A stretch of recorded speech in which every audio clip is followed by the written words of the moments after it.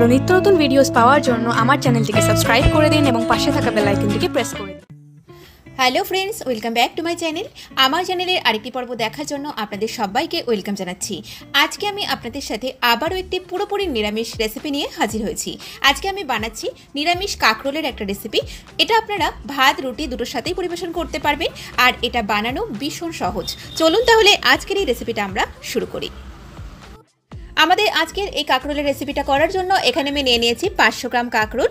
আর এই কাঁকরোলটা আমাদের ভালো করে ধুয়ে রাখা আছে। তো এখন আমি এই কাঁকরোলটাকে হালকা করে একটু বয়েল করে নেব। কাঁকরোলগুলো বয়েল করার জন্য এখানে আমি একটা পাত্রে গ্যাসে কিছুটা জল বসিয়ে দিয়েছি। জলটা আমাদের বেশ গরম হয়ে গেছে। তো এখন আমি এর মধ্যে দিয়ে দিলাম 1 চা চামচ লবণ। এখন এর মধ্যে কাঁকরোলগুলো দিয়ে দিলাম, তবে এটা কিন্তু খুব বেশি বয়েল করার দরকার নেই, মাত্র 2 মিনিট এটাকে আমি বয়েল করে নামিয়ে নেব। তো এখন আমি এটাকে 2 মিনিটের জন্য ঢেকে দিলাম। 2 মিনিট হয়ে গেছে। এখন আমি কাঁকরোলগুলো জল থেকে তুলে নিচ্ছি, আর এই কাঁকরোলগুলোকে একটু নর্মাল ওয়াটার দিয়ে ধুয়ে নেব, আর তারপরে এগুলোকে গোল গোল করে কেটে নেব। এই কাঁকরোলগুলোকে আমি দেখুন গোল গোল করে আমার পছন্দের শেপে কেটে নিয়েছি। তো এখন আমি এগুলোকে কিছু মশলা দিয়ে মাখিয়ে নেব। প্রথমেই এর মধ্যে আমি দিয়ে দিলাম স্বাদ মতো একটু লবণ, দিয়ে দিচ্ছি এর মধ্যে 1/2 চা চামচ জিরে গুঁড়ো, 1/2 চা চামচ দিয়ে দিলাম রেড চিলি পাউডার, আর দিয়ে দিচ্ছি এর মধ্যে 1/2 চা চামচ হলুদ গুঁড়ো। এখন সব মশলার সাথে কাঁকরোলগুলোকে ভালো করে মাখিয়ে নিচ্ছি। কাঁকরোলগুলো ভাজার জন্য আমি এখন কড়াইতে দিয়ে দিচ্ছি 2 টেবিল চামচ সর্ষের তেল।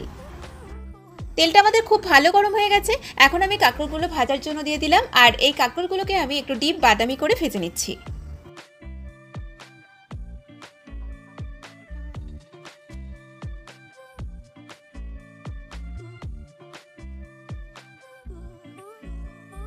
কাঁকরোলগুলো আমাদের ডিপ বাদামি করে ভাজা হয়ে গেছে।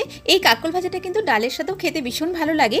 তো এখন আমি এই তেলের মধ্যে দিয়ে দিচ্ছি 1/2 চা চামচ কালো জিরে,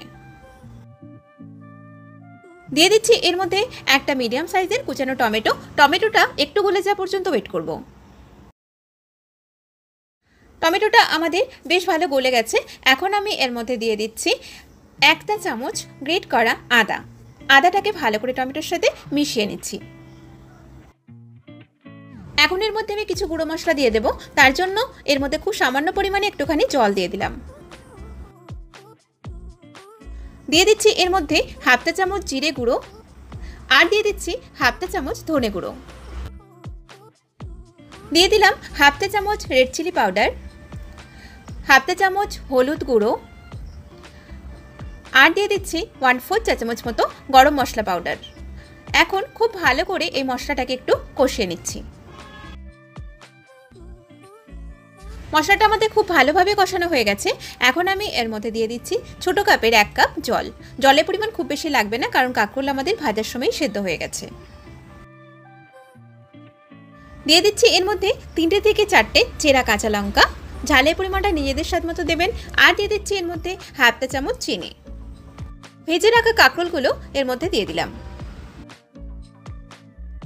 এখন গ্যাসটাকে মিডিয়াম ফ্লেমে রেখে আমি এটাকে প্রায় 5 থেকে 6 মিনিটের জন্য ফুটতে দিচ্ছি। প্রায় 5-6 মিনিট হয়ে গেছে। এখন আমি ঢাকনাটা খুলে দিলাম, আর দেখুন ঝোলটা অনেকটাই বেশ শুকিয়ে গেছে। আমাদের এই রেসিপিটা অনেকটাই বেশ হয়ে এসেছে। এখন নামানোর আগে এর মধ্যে দিয়ে দিলাম 1/2 টেবিল চামচ পোস্ত।